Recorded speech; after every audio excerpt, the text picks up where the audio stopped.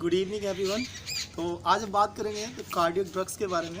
It's a very important topic of medical surgical nursing and as well as pharmacology also, है ना। तो today's we will discuss about the cardiac drugs.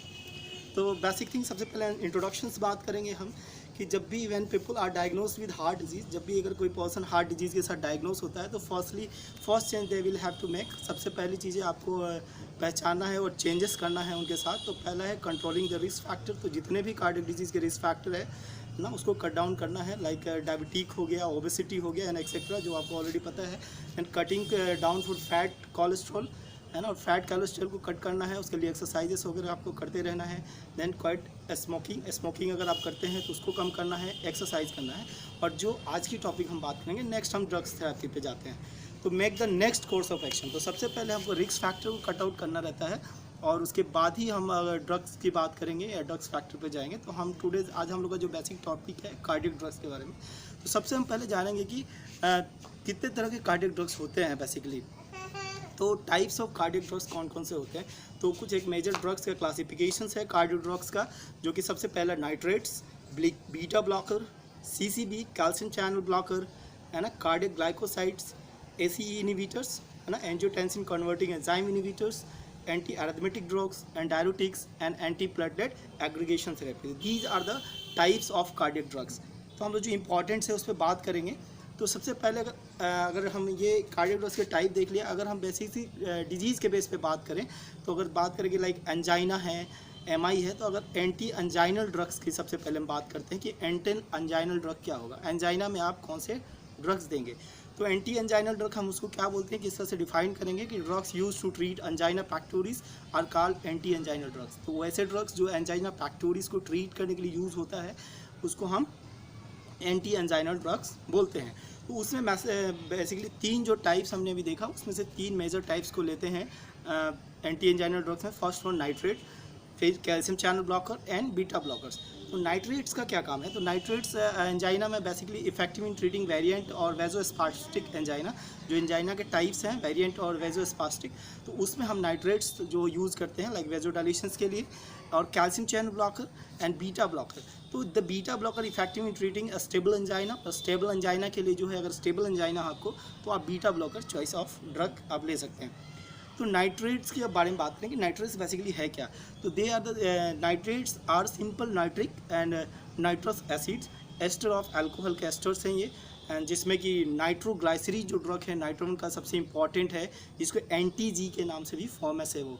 तो nitroglycerin that is called anti G, the first agent use. तो जब भी angina pectoris है तो first agent use होता है। लाइक चेस्ट पेन है, आपको कार्डियक का चेस्ट पेन हो रहा है, तो आप जैसे ही जाएंगे इमरजेंसी यूनिट या डॉक्टर कार्डियोलॉजिस्ट के पास, तो वो सबसे पहले आपको प्रिस्क्राइब करता है कि नाइट्रेट आपको एंटी-जी देगा, है ना, नाइट्रोग्लाइसरीन देगा।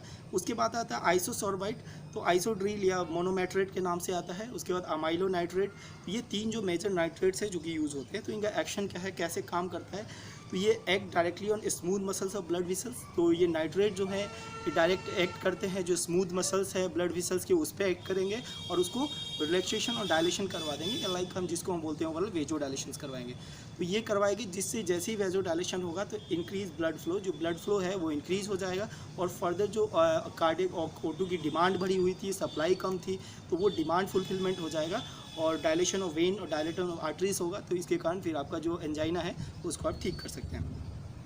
अब हम बात करते हैं कि नाइट्रोग्लाइसरीन की सप्लाई किस किस प्रिपरेशंस में आती है। तो वो ओरल टैबलेट आता है, स्प्रे आता है, सबलिंगुअल टैबलेट जो आप इमरजेंसी आईसीयूज में एक्स्ट्रा मोस्टली देखा होगा आपने, ट्रांसडर्मल नाइट्रो पैचेस आते हैं, ऑइंटमेंट आते हैं। उसके बाद हम बात करते हैं कि सबसे इंपॉर्टेंट थी बीटा ब्लॉकर। बीटा ब्लॉकर कैसे काम करता है, तो block the beta receptor side, जो बीटा रिसेप्टर साइड है उसको ब्लॉक कर देता है, तो जिसके कारण जो है ये आप ठीक कर सकते हैं हार्ट डिजीज़ को। तो बीटा ब्लॉकर में बेसिकली जो नाम है ड्रग्स का वो हम सबसे पहले बात करते हैं। जैसे जितनी भी ड्रग्स हैं जिसके पीछे लोल लगा हो, लाइक एटिनोलोल हो गया, मेटोप्रोलोल हो गया, नाडोलोल हो गया, प्रोपेनोलोल हो गया एंड पेनब्यूटालोल हो गया, तो ये सारे क्या हैं, बीटा ब्लॉकर हैं। तो ये ड्रग्स जो है बीटा ब्लॉकर के अलग अलग इनके एक्शन है, मैकेनिज्म एक्शन। तो ये बेसिकली लाइक एटेनोलोल का एक एग्जांपल लें हम लोग, तो वो effective of sympathetic nervous system पे इफेक्ट करता है और डिक्रीज हार्ट रेट और बीपी को डिक्रीज कर देगा। लाइक मेटाप्रोलोल डिक्रीज कार्डियक कॉन्ट्रैक्टिलिटी, जो कार्डियक का कॉन्ट्रैक्शन हो रहा था वो डिक्रीज हो जाएगा, जिससे कि मायोकार्डियल का जो ऑक्सीजन की डिमांड थी बढ़ी हुई थी, तो वो जैसी कॉन्ट्रैक्टिलिटी डिक्रीज होगा तो डिमांड भी कम होंगे और उससे वो ठीक कर सकते हैं हम लोग। अब हम बात करते हैं कि साइड इफेक्ट क्या है बीटा ब्लॉकर के। तो साइड इफेक्ट है decrease in heart rate and BP decrease हो जाएगा, कंजस्टिव हार्ट फेलियर हो सकता है, ब्रोंकोस्पाज्म है ना, साइनो आर्टरी नोड ब्लॉक हो सकते हैं, पल्मोनरी एडिमा है ना, वर्टिगो, हैलुसिनेशन, सिनकॉप है ना, नोजिया, वोमिटिंग, एनरोक्सिया, डायरिया। तो ये सारे जो है हाइपोग्लाइसीमिया भी करवाता है कभी कभी बीटा ब्लॉकर। तो ये सारे इसके मेजर साइड इफेक्ट हैं। अगर बात करें नर्सिंग इंटरवेंशन में, बिकॉज ये लेक्चर नर्सिंग्स के लिए है, नर्सिंग स्टूडेंट्स के लिए है, तो नर्सिंग इंटरवेंशन क्या करेंगे हम बीटा ब्लॉकर के साथ। कोई भी आपको बीटा ब्लॉकर में आप नर्सिंग इंटरवेंशन आपको क्या देना है, तो close monitor BP heart rate को आप क्लोजली मॉनिटर करेंगे, मॉनिटर एक्टिविटी इंटॉलरेंस को मॉनिटर करना है, monitor liver enzyme, renal function study, और जो आप instruct the patient to change position slowly to avoid syncope. तो आप जब भी पेशेंट को बीटा ब्लॉकर दे रहे हैं तो उनको आपको एडवाइस करना है कि जब भी वो उठे या पोजीशन चेंज करे तो स्लोली करे, अदरवाइज वो सिनकोप में जा सकता है, सडन उसकी बीपी फॉल होगी और वो गिर जाएगा। नेक्स्ट मॉनिटर आप sign symptom of respiratory distress. तो ये सारी चीज़ें आपको करना है। हाइपोग्लाइसीमिया हो रहा है तो इसको शुगर का भी ध्यान रखना है। तो ये सारे जो प्रिकॉशंस है या नर्सिंग इंटरवेंशन है बीटा ब्लॉकर के लिए। अब हम बात करते हैं सबसे calcium channel blocker. Calcium channel blocker का याद रखने का सबसे सिंपल फार्मूला है कि जितनी भी ड्रग के पीछे डिपीन लगी हो, लाइक एम्लोडिपिन है ना, निफिडिपिन, ये सारे कैल्शियम चैनल ब्लॉकर है। इसके अलावा भी डेलेटिज़म, एल्बेमापामिल जो है वो भी कैल्शियम चैनल ब्लॉकर है। तो कैल्शियम चैनल ब्लॉकर क्या काम करते हैं, तो calcium channel blocker are several medication that disturb the movement of calcium through calcium channel. तो कैल्शियम चैनल्स के जो कैल्शियम चैनल ब्लॉक होगा, जैसे कार्डियक सेल्स है, मायोकार्डियल सेल्स है, तो वहाँ पे कैल्शियम चैनल्स रहते हैं, तो बेसिकली इसको ब्लॉक कर देता है, जिससे कि कैल्शियम जो है एक्स्ट्रा सेलुलर से इंट्रा सेलुलर में ज़्यादा ना जाए और मायोकार्डियल की एक्टिविटी जो है वर्कलोड को ना बढ़ाए, वर्कलोड को कम करते हैं उस चैनल को ब्लॉक करके। ठीक है, अब इसके साइड इफेक्ट क्या हो सकते हैं, तो कैल्शियम चैनल जो कैल्शियम चैनल ब्लॉकर है CCBA, उसका जो मोस्ट कॉमन साइड इफेक्ट है हेडेक होगा आपको, है ना, hypotension, dizziness, flushing of the skin, bradycardia हो सकता है, changing in liver and kidney functions. Nursing intervention same as आप जैसे बीटा ब्लॉकर में देखा वही कर सकते हैं, बट इसमें आपको एक चीज़ और बताना है कि डू नॉट चीव और डिवाइड। जो भी सस्टेन रिलीज जो आते हैं, लाइक कैल्शियम चैनल ब्लॉकर में बहुत सारे ऐसे ड्रग आते हैं जिसके पीछे SR लिखा होता है ना, कोई ड्रग है उसके पीछे SR लिखा हो तो सस्टेन रिलीज होते हैं। तो वैसे ड्रग अगर चल रही है तो उसको आपको, या एक्सेल हो तो वैसे ड्रग्स को हम चबाने को नहीं बोलना है, आपको ये सारी चीज़ें ध्यान रखना है। विद फूड इंक्रीज ऑब्जॉर्प्शंस, आप जब भी कैल्शियम ब्लॉकर लेंगे तो फूड के साथ लें तो इसका ऑब्जॉर्प्शंस अच्छे से होगा। अब बात करते हैं कार्डियक ग्लाइकोसाइड। तो कार्डियक ग्लाइकोसाइड्स में जो ये होते हैं cardiac glycoside that is positive inotropic agent, है ना, ये पॉजिटिव, ये क्या करते हैं बेसिकली जो कार्डियक ग्लाइकोसाइड है कंजस्टिव हार्ट फेलियर के लिए चॉइस ऑफ ट्रीटमेंट है, दिया जाता है डिजिटालिस, डिगॉक्सिन एंड डिजिटॉक्सिन्स। तो ये इसमें डिगॉक्सिन आपने सुना होगा, बहुत इंपॉर्टेंट है, डिगॉक्सिन दिया जाता है। ये सब positive cardiac glycoside inotropic agents हैं। तो it is a very one of the oldest drug है। डिजिटालिस जो है सबसे ओल्डेस्ट ड्रग है, जो कि 1200 AD में ही वो स्टार्ट था, वहीं से दिया गया। तो ये बेसिकली करते क्या है, कार्डियोग्लाइकोसाइड जो inhibit the sodium potassium pump है उसको इनहिबिट करते हैं, जिससे कि increase intra cellular calcium, cardiac muscles fibre contract more efficiently. तो ये सारे positive inotropic, negative chronotropic actions and negative dromotropic actions भी इसके हैं। अब कार्डियोग्लाइकोसाइड्स का जो पॉजिटिव के जो इंडिकेशन जो है, लाइक पॉजिटिव आइनोट्रोपिक्स किसमें देना चाहिए, तो वो आप हार्ट फेलियर में एंटी fibrillations and arterial fibrillations and flutter में दे सकते हैं, PSVT में दे सकते हैं। अब हम बात करते हैं कि थेरेप्यूटिक सीरम लेवल कितना होना चाहिए कार्डियोग्लाइकोसाइड्स के। तो 0.5 से, अगर डिगॉक्सिन की बात करें या डिजिटल्स, तो 0.5 से 2.0 Ng/ml होना चाहिए। और इसके साइड इफ़ेक्ट क्या है, तो सबसे इम्पॉर्टेंट जो डिगॉक्सिन टॉक्सिसिटी है उसका आपका लेवल अगर 2 से ज़्यादा हो गया है ब्लड में थेरेप्यूटिक लेवल, तो हम लोग डिगॉक्सिन टॉक्सिसिटी के कैटेगराइज करते हैं या बोलते हैं। तो उसमें ब्रेडिकार्डिया है, पल्स लेस देन 6 है ना, 60 जो है आपका बीट पर मिनट हो रहा है कम, तो आपको ये टॉक्सिसिटी का साइन है और उसके बाद इस समय अगर आपको जब भी 60 के अबव रहे पल्स तभी आपको ये डिजिटलिस देना है। ये एक नर्सिंग इंटरवेंशन भी है कि 60 के ऊपर जब भी पल्स रहे तब आप डिजिटलिस देंगे। Anorexia, diarrhoea, nausea, vomiting, blurred vision, lethargy, ये सारे डिगॉक्सिन टॉक्सिसिटी के टाइप हैं। और मेजर प्रायोरिटी बेस पे बात करेंगे तो सबसे पहले अगर nausea, GI symptom, GI manifestations को हम प्रायोरिटी रखते हैं और जीआई मैनिफेस्टेशन जो है डिगॉक्सिन टॉक्सिसिटी का जो है ईयरलियर सिम्टम है। अब बात करेंगे हम other cardiac drugs like anti arithmetic drugs है, वेजोडायलेटर्स है, एसी इनहिबिटर्स है, डायरेटिक्स है एंड एंटीप्लेटलेट एग्रीशंस है। तो ये जो हम लोग बेसिक कार्डियक था उसके बारे में हमने बात की आज।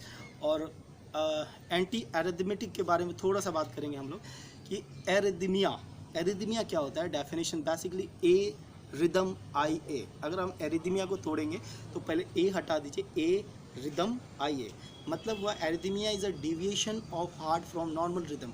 तो जो भी हार्ट का नॉर्मल रिदम है उससे अगर कोई भी डेविएशन हो रहा है हार्ट के रिदम में, दैट इज़ कॉल्ड एरिथमिया। तो बेसिकली रिदम जो होता है हार्ट का 60 to 100 होना चाहिए। अगर हम बात करें rate, should origin from SA node, और हमेशा जो है एसए नोड से ही ऑरिजिन उसका होना है। Cardiac impulses should propagate through normal conduction pathway and normal velocity. तो जो भी करंट निकलते हैं एसए नोड से तो वो एक नॉर्मल पाथवे के साथ जाना चाहिए। जैसे एसए नोड जो भी फायरिंग करता है तो लेफ्टवर्ड टू डाउनवर्ड करेगा, लेफ्टवर्ड और डाउनवर्ड करेगा, फिर एबी नोड में जाएगा, फिर उसके तरह से बंडल ऑफ वो पूरे हार्ट में जाएगा। तो वो जो पाथवे है और उसकी जो वेलोसिटी है वो प्रॉपर में होना चाहिए। तो हम बोल सकते हैं एक हार्ट आपके रिदम में है। अब उसकी बात करते हैं कि क्लासिफिकेशन क्या है एरिथमिया का। तो एरिथमिया का क्लासिफिकेशन में बात करेंगे, सबसे पहले हम नॉर्मल की बात करेंगे। तो नॉर्मल रेंज कितना आएगा 60 to 100। माइल्ड अगर कम हो गया 40 हो गया तो माइल्ड ब्रेडे एरिथमिया बोल सकते हैं आप, है ना। 20 हो गया तो मॉडरेट एरिथमिया हो गया, और उससे 100 से ज़्यादा है 150 हो गया तो सिंपल टेके एरिथमिया बोल सकते हैं। 200 हो गया तो प्रॉक्सिमल टीए हो सकता है ना। और 350 तो आर्टेरियल फ्लटर, और 500 हो गया तो आप आर्टेरियल फिब्रेशन भी कह सकते हैं। और तो बेसिकली जो है एरिथमिया पे बेसिकली हम बात करेंगे जो classification of anti arrhythmic drugs क्या होते हैं। तो वॉगन विलियम सिंह 1969 में इनके क्लासिफिकेशन दिया था वॉगन्स विलियम सिंह ने एंटी एरिथमिक ड्रग्स का। तो उसमें क्लासेस डिवाइड किए गए थे, क्लास 1, क्लास 2। तो हम सबसे पहले क्लास 1 की बात करते हैं। और भी क्लासेस हैं, class 1, class 2, class 3 and class 4। तो 4 क्लासेस में एंटी एरिथमिक को हमने कैटेगराइज किया गया था according to Vaughan William Singh 1969। तो क्लास 1 में उन्होंने ब्लॉक सोडियम चैनल, जो सोडियम चैनल को ब्लॉक करते हैं उस ड्रग को रखा था। तो उन्होंने क्लास 1 में 1A में उन्होंने क्विनिडीन, है ना, प्रोकानामाइड एंड डिसोपैरामाइड को रखा गया था। और 1 का बी में लिगोनोकैन और 1 का सी में फ्लेकेनाइट जो ड्रग्स हैं वो उसको रखा गया था। और क्लास 2 की बात करें तो क्लास 2 में बीटा एडेनो रिसेप्टर एंटागोनिस्ट को रखा गया, लाइक एटिनोलोल, सोटालोल, प्रोपेनोलोल, एनाटाडोलोल एक्सेट्रा। तो ये क्लास 2 है ना। क्लास 3 में prolong extent potential and prolong refractive periods वाले ड्रग्स को रखे गए थे, like amiodarone and dofetilide and sotalol and bretylium. तो ये सारे जो ड्रग्स हैं क्लास 3 में रखे गए। क्लास 4 में कैल्शियम चैनल एंटागोनिस्ट को रखा गया, लाइक वैम्पमिल एंड डिलिटिज़म एक्सेट्रा। तो ये एक क्लासिफिकेशन आपका बेसिक क्लासिफिकेशन था। और क्लिनिकल यूजेस के बेस पे भी एंटी एरिथमिक को क्लासीफाई किया गया है, लाइक सुप्रावेंटिकुलर टेकेकार्डिया एरिथमिया है तो आपको क्या देना है, supraventricular as well as ventricular arrhythmia आपको दोनों है तो क्या देना है, वेंटिकुलर एरिथमिया है तो क्या देना है। तो सबसे पहले हम बात करेंगे एसवीटी का।